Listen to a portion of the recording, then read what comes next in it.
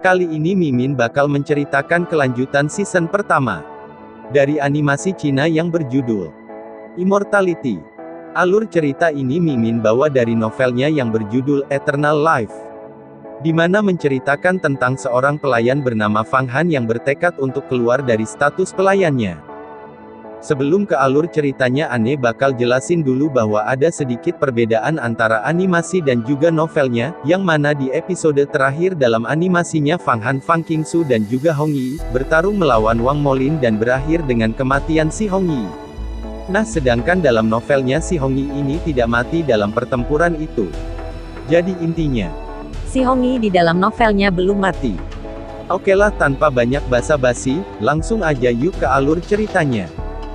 Di awal cerita, diperlihatkan Fang Han dan Fang Qingsu yang sedang menaiki ular listrik ungu di sebuah padang pasir yang luas, dan tak lama kemudian mereka menemukan jurang besar di depan mereka. Ular ungu itu pun membawa Fang Han dan Fang Qingsu ke dalam jurang itu. Di dalam jurang itu ada kawanan kelelawar yang menyerang mereka berdua. Kelelawar ini, gumam Fang Han. Fang Han melihat dengan jelas bahwa kelelawar itu memiliki ujung gigi seperti pisau dan matanya berwarna merah. Makhluk ini disebut kelelawar vampir. Namun kelelawar vampir ini, begitu mereka tiba di sekitar ular listrik, mereka tiba-tiba tersengat dan berjatuhan satu demi satu. Setelah itu ular listrik ungu turun ke bawah tanah dan melesat menuju perut gunung. Di dalam perut gunung ini ada daratan luas yang terlihat seperti dunia bawah tanah. Ini adalah dunia jurang maut. Di sini ada banyak binatang terbang. Jadi akan lebih aman jika kita berjalan kaki menuju altar Dewa Iblis, ucap Fang Qingsu. "Haa, altar Dewa Iblis," ucap Fang Han dengan bingung. "Wang Molin terluka olehku, jadi dia pasti akan kembali ke altar Dewa Iblis untuk menyembuhkan dirinya," ucap Fang Qingsu. Di antara ucapan Fang Qingsu ini, ular listrik ungu di depannya segera berubah menjadi cahaya ungu. Kemudian Fang Qingsu berjalan ke depan dan Fang Han juga segera mengikutinya. Fang Han menginjakkan kaki di tanah jurang dan menemukan bahwa tidak ada perbedaan dengan dataran biasa. Ada tanah hitam subur di mana-mana, dan juga ada banyak tanaman yang menjulang tinggi. Namun kebanyakan dari tanaman itu adalah tanaman jamur. Jamur ini disebut jamur bercahaya. Tumbuhan ini tumbuh di mana-mana di tanah ini. Dengan cahaya dari jamur ini kamu akan mendapatkan kemampuan untuk memiliki penglihatan malam. Di dunia bawah tanah ini ada tempat yang baik untuk berkultivasi. Di tempat itu ada banyak bahaya yang akan mengincarmu. Namun selalu dalam bahaya adalah cara terbaik untuk berlatih. Sejauh yang aku tahu, si Buddha Gautama juga berlatih di sini, sebelum mereka mencapai ranah ajaib, ucap Fang Qingsu. Selain itu kamu juga bisa menggunakan monster-monster di sini sebagai bahan untuk membuat senjata, ataupun untuk memurnikan tanaman obat. Kamu bisa berlatih di sana untuk sementara waktu, ucap Fang Qingsu. Baiklah Nona, ucap dengan tenang. Di sisi lain Fang Qingsu sudah melihat perkembangan Fang Han yang sangat cepat, bahkan dia membiarkan Fang Han datang ke dunia bawah tanah untuk melihat sendiri kenapa pelayannya ini bisa berkembang dengan sangat cepat. "Aku tidak boleh menggunakan seni bela diri dari Sekte Bintang. Kalau tidak, Nona besar akan tahu bahwa aku mendapatkan sesuatu dari Bai Heizhen," gumam Fang Han di dalam hatinya. Fang Han berjalan sambil berusaha menemukan cara untuk menyembunyikan rahasianya. Bagaimanapun seni bela diri yang paling dikuasainya adalah bela diri bintang, yang dia dapatkan dari gurunya yang merupakan seseorang yang pernah bertarung dengan Fang Qingsu. Berjalan dan berjalan secara bertahap, Fang Han memasuki kedalaman hutan jamur. Kadang-kadang ada serangga beracun seperti kecoa dan kalajengking, tetapi karena jubah Fang Han memiliki fungsi menghindari serangga, jadi mereka tidak bisa menyerang Fang Han. Lalu Fang Han tiba-tiba mengeluarkan pedangnya dan melemparkannya ke dalam kegelapan. Jeritan kesakitan pun terdengar, dan kemudian sesosok serigala merah yang sudah sekarat terlihat di dalam kegelapan. "Itu adalah serigala darah," gumam Fang Han. Serigala darah mempunyai tubuh yang sangat kuat, dan kecepatannya juga sangat cepat. Di dunia bawah tanah ini ada begitu banyak serigala darah, yang mengakibatkan banyak orang tidak berani untuk datang ke tempat ini. Namun bulu serigala berdarah itu sangat bernilai di dunia luar, ini karena bulu itu sering digunakan untuk membuat jubah bangsawan. Selain itu tubuhnya juga bisa digunakan sebagai bahan untuk membuat ramuan. Di sisi lain Fang Qingsu melihat sekilas ketika Fang Han membunuh serigala darah itu, dia pun langsung berkata pada Fang Han. Apakah itu seni bela diri dari Wang Saxian? Ucap Fang Qingsu. Setelah aku pergi ke gerbang luar, aku melawan banyak orang di sana dan mengasah seni bela diriku. Teknik ini digunakan oleh Pangeran Merah, ia menunjukkannya. Lalu aku kembali dan dengan hati-hati mencoba mempelajarinya. Kuharap aku bisa mendapatkan nasihat dari Nona besar. Ucap Fang Han. Teknik ini agak menarik, tetapi masih ada beberapa tempat yang rusak. Teknik hiu abadi, teknik ini memiliki misteri yang lebih dalam. Ucap Fang Qingsu. Tiba-tiba, sejumlah ular berwarna-warni muncul dari bawah tanah. Ular-ular ini tidak takut dengan bau pada jubah Fang Han, yang menunjukkan bahwa mereka makhluk yang beracun. Fang Han pun segera mengeluarkan pedangnya dan menambah semua ular itu dengan pedangnya. Pedang itu, gumam Fang Qingsu. Ini milik Pangeran Abao. Pada hari pertama aku berhasil mengalahkannya dan mendapatkan pedang ini, tapi aku tidak tahu teknik apa yang ditunjukkan pedang ini. Ucap Fang Han. Seni bela diri Maung Zong yang telah lama digunakan harus dilakukan dengan kebencian terhadap langit. Semakin dalam kebencian itu, semakin dalam seni bela diri. Itu sangat berbahaya, kamu tidak boleh menggunakan yang lagi. Ucap Fang Qingsu. Kemudian perjalanan pun berlanjut. Di sepanjang jalan kewaspadaan Fang Han tidak menurun, dia selalu memperhatikan gerakan di sekitarnya. Dan dengan perlahan-lahan dia semakin masuk ke kedalaman dunia bawah tanah. Kultivasinya semangatnya, di bawah bimbingan Fang Qingsu kali ini setelah latihan yang sebenarnya Fang Han menjadi semakin kuat. Dalam hal ini dia juga sesekali mengambil kesempatan untuk menggunakan seni bela diri terbang bintang. Dan ketika Fang Qingsu bertanya, dia mengatakan bahwa dia telah belajar teknik itu dari murid luar yang dia kalahkan. Lalu tiba-tiba Fang Han mendengar raungan yang keras, dalam kegelapan di depannya ada obor seperti nyala api yang panjang dan berjalan ke arah mereka berdua. Ternyata ada banyak iblis bawah tanah di kejauhan, tetapi iblis itu memegang obor di satu tangan dan garpu baja di tangan yang lainnya.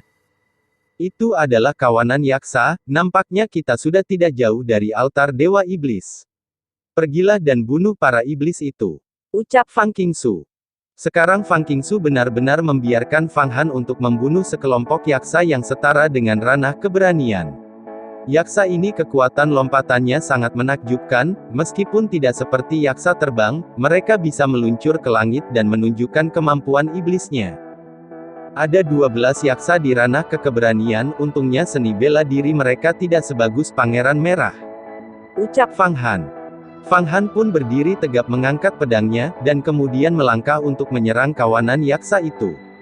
Iblis bawah tanah memiliki karakteristik, yaitu kekuatannya sangat kuat. Tetapi seni bela diri mereka sangat rendah, sehingga ia tidak akan sulit untuk membunuh mereka semua.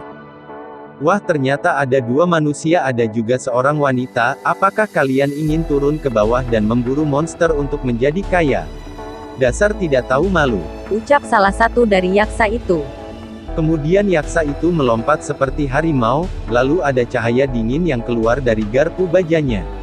Dan kemudian dia menusukkan garpu itu ke arah Fang Han. Melihat ini Fang Han pun segera menghindari serangan itu dan menendang garpu baja di tangan yaksa itu. Selanjutnya dia segera mengangkat pedangnya dan menancapkannya ke mata yaksa itu. Yaksa itu membuat raungan menggeram. Kemudian dia melompat mundur dan terbanting ke sungai gelap bawah tanah. Lalu tubuhnya pun tersapu oleh air yang mengamuk. Bunuh wanita itu terlebih dahulu. Ucap yaksa yang lainnya. Semua yaksa pun menjerit, garpu baja menerobos udara dan pasukannya menghantam dengan keras. Mereka ingin membunuh Fang Qingsu yang berjalan di belakang Fang Han, namun sosok Fang Qingsu ternyata sudah menghilang. Fang Han tidak bisa peduli dengan ini karena masih ada 11 yaksa yang mengelilinginya. Kawanan itu jauh lebih ganas daripada serigala berdarah, dan kulit garpu yaksa itu memiliki lapisan yang tebal. Jika pada saat ini Fang Han bisa menggunakan Vedian lalu mengangkut pakaian sir kapas yang dia dapatkan dari Pangeran Merah, dia akan bisa menahan garpu baja itu. Tetapi Fang Qingsu sedang mengawasinya, sehingga dia tidak bisa menggunakannya. Fang Han pun sekali lagi mengelak membiarkan garp baja jatuh ke udara dan kemudian sebuah pedang terbang sekali lagi menusuk mata seekor yaksa di kejauhan. Dasar manusia sialan. Ucap salah satu yaksa. Yaksa itu berteriak dan kemudian melemparkan garpu bajanya, telapak tangannya benar-benar mengunci pedang Fang Han. Jika pedangnya tertangkap maka Fang Han akan berada dalam bahaya, karena dia tidak lagi mempunyai senjata. Kemudian pikiran Fang Han pun berteriak, ia menghindari garpu baja yang melesat lalu mengayunkan pedangnya dan memotong telinga dari yaksa itu. Wah, kulit yang bagus, aku hanya bisa memotong kulit itu dengan pedang emas. Gumam Fang Han. Kini tubuh Fang Han turun ke tanah, untuk sesaat 11 yaksa itu terus mengelilinginya. Garpu baja terus menusuk dan Fang Han bisa menghindari semua serangan mereka. Kemudian Fang Han menebaskan pedangnya dan garpu baja dari salah satu yaksa itu bisa dipotong olehnya. Kemudian setelah lebih dari selusin putaran, garpu baju di tangan para yaksa itu bisa dipotong habis oleh Fang Han. Setelah semua yaksa kehilangan senjata mereka, Fang Han tiba-tiba merasa bahwa tekanannya berkurang banyak. Semua kekuatan terangkat namun para yaksa itu kembali meraung. Fang Han pun sekali lagi mengangkat kekuatannya dan mencoba untuk berkonsentrasi, kali ini dia merasa bahwa daging dan darahnya tampak seperti sekelompok api. Nyala api yang kuat ini membakar dan bergegas ke dalam pikirannya. Fang Han berada di ranah fisik peringkat ke-9 saat ini, dan dengan pertarungan ini dia merasa bahwa sekarang dia benar-benar melangkah ke tingkat selanjutnya. Tak hanya keterampilan, tetapi ada juga lonjakan energi yang belum pernah terjadi sebelumnya. Seluruh tubuhnya terasa seperti terlahir kembali, bagaikan ular yang sudah berganti kulit. Fang Han merasa bahwa dia memiliki kehendak spiritual yang tidak bisa dihancurkan oleh siapapun, dan di dalam pikirannya ada pintu spiritual yang tampaknya sudah membuka celah dengan diam-diam. Ranah ajaib adalah bahwa kekuatan fisiknya sudah mencapai batas, dan itu akan mengarah pada pecahnya kekuatan spiritual. Sekarang Fang Han mencapai ranah ajaib dalam satu gerakan, dan sensitivitasnya juga meningkat. Ribuan langkah di seluruh tubuh, setiap angin dan rumput bahkan laba-laba yang merangkak bisa tercermin di dalam pikirannya. Setelah itu Fang Han tiba-tiba mengayunkan pedangnya dan menebas yaksa di depannya, yaksa itu pun langsung melompat ke belakang untuk menghindar. Namun ternyata tebasan Fang Han sudah menembus kepalanya. Untuk sesaat pedang Fang Han seperti burung bangau yang menarik di langit, bayangannya terlihat di mana-mana. Dan ketika pedang itu menebas, itu akan memotong kepala yaksa satu demi satu. Sampai di mana yaksa terakhir pun meraung kesakitan dan jatuh ke tanah setelah terkena serangan dari Fang Han. Tapi pedang di tangan Fang Han juga patah setelah tebasan terakhirnya. Kamu benar-benar bisa membunuh 12 yaksa, dan dalam pertarungan kamu juga melangkah ke ranah ajaib. Ucap Fang Qingsu yang tiba-tiba mendarat di depan Fang Han. Ternyata dia baru saja terbang ke dalam kegelapan, dan diam-diam mengamati semua pertarungan yang dilakukan oleh Fang Han barusan. Untuk Fang Han yang membunuh kawanan yaksa dan juga melangkah ke ranah ajaib, Fang Qingsu sedikit terkejut, namun ia berpikir bahwa Fang Han adalah orang yang pandai dalam berkultivasi. Wah, jika dia melangkah ke dalam ranah misterius dan menjadi salah satu dari murid utama, maka aku akan memiliki seseorang penolong di antara banyak murid utama. Gumam Fang Qingsu di dalam hatinya. Tidak heran kenapa dia memiliki ide seperti itu. Karena jika tidak, Fang Han akan dimakan dengan sia-sia. Jika ramuan obat yang memperbaiki Raja Iblis tidak memiliki efek sama sekali, maka Huang Quan bisa membunuhnya. Nona, meskipun aku melangkah ke ranah ajaib, tapi pedangku sudah patah. Jika kita bertemu dengan yaksa lagi aku tidak bisa melawan mereka. Ucap Fang Han.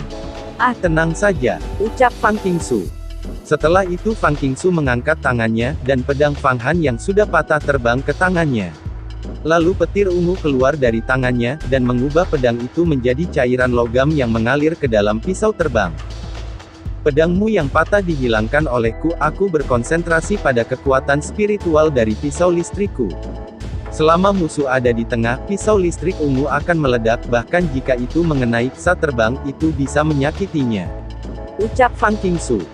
Pedang yang disempurnakan oleh Fang Qingsu meskipun lebih tajam dari pedang asli, tetapi itu tidak akan terbang keluar untuk membunuh musuh. Pada saat ini Fang Qingsu secara alami tidak tahu di mana Fang Han berada. Biasanya berjalan dan melihat ke depannya. Kamu akan membuka jalan di depan, tapi semakin dekat dengan altar Dewa Iblis akan semakin banyak yaksa yang muncul. Ingat, ranah ajaib ini bukan masalah besar. Meskipun 10 kali lipat tidak ada yang berubah, hanya ketika kamu melangkah ke ranah misterius dan menghancurkan dunia atas, kamu akan bisa melangkah ke langit. Baiklah, aku akan mengatakannya. Jika kamu berhasil menembus ranah misterius, aku akan membiarkanmu untuk menikah denganku. Ucap Fang Qingsu. Aku tidak punya apa-apa, jadi tidak masalah jika kamu tidak mau menikahiku. Ucap Fang Han yang terkejut. Keberanianmu semakin besar dan pikiran seperti itu benar-benar ada di sana. Ucap Fang Qingsu. Kemudian Fang Han kagum pada gagasan yang ada di dalam hatinya. Seperti yang kita tahu 4 bulan yang lalu dia adalah seorang pelayan yang masih melayani keluarga Fang, tapi sekarang dia bisa dekat dengan Fang Qingsu yang merupakan tuan besar dari keluarga itu. Keberanian macam apa itu? Kamu akan menjadi generasi iblis cepat atau lambat. Akankah ini akan menjadi hal yang baik, tetapi wanita ini sangat kuat dan prestasinya tidak akan berhenti di sini. Jika kamu membiarkannya untuk menikahimu, itu akan menjadi pilihan yang bagus. Ucap roh naga di dalam benak Fang Han. Sekarang aku hanya berlatih kultivasi dan meningkatkan kekuatanku, aku akan melangkah ke ranah misterius sesegera mungkin. Adapun untuk menjadi iblis, itu adalah masalah yang sangat jauh. Dan sekarang adalah waktu yang tepat untuk berlatih bersamanya. Ucap Fang Han di dalam hatinya. Dengan mentalitas ini aku lebih tenang, ngomong-ngomong di bagian depan sangat berbahaya. Aku merasakan roh Dewa Iblis, jadi kamu harus berhati-hati. Ucap roh naga. Tiba-tiba cahaya yang tak terhitung jumlahnya melintas di depan Fang Han. Kemudian sebuah altar besar berdiri puluhan mil jauhnya.